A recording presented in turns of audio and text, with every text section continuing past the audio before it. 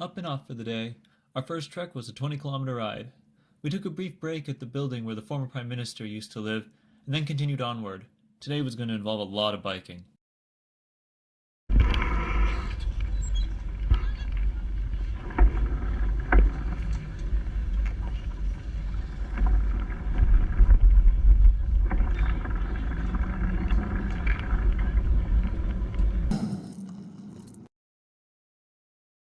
So all throughout this trip, we were seeing pop bottles on the side of the road filled with a yellow liquid.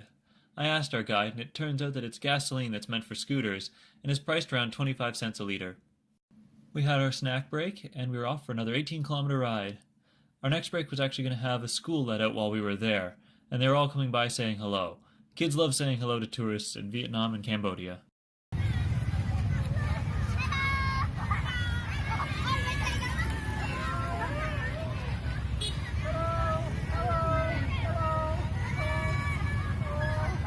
From there, Catherine took a break on the bus while I biked another 22 kilometers.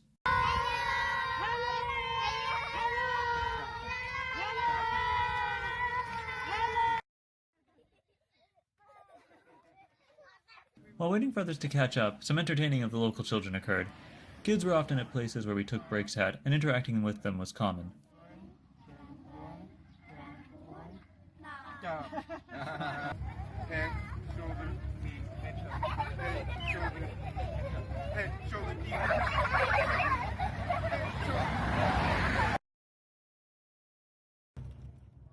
We ended up sharing some of our snacks with them.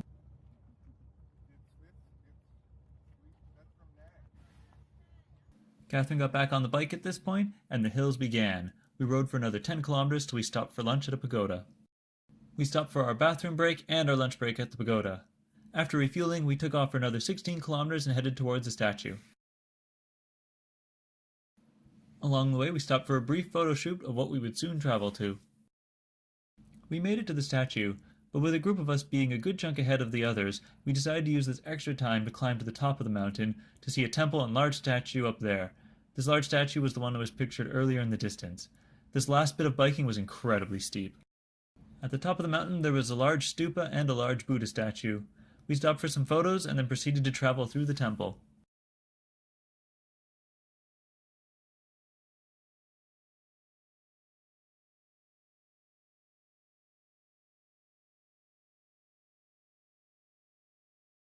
We came to a spot where the statues depicted the punishments of various sinners, like impious, lying, and adultery. A bit more traversing, and a donation to the pagoda by our guide, Piep, and we headed back down to meet up with the rest of the group, where Catherine had been eating ice cream.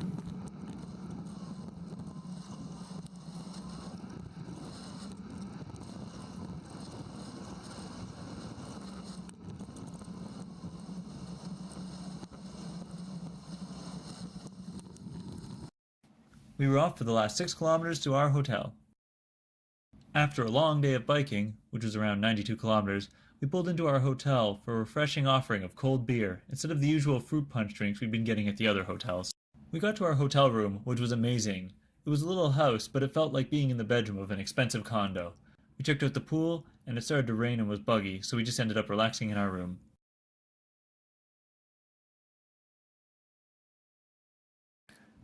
Dinner rolled around.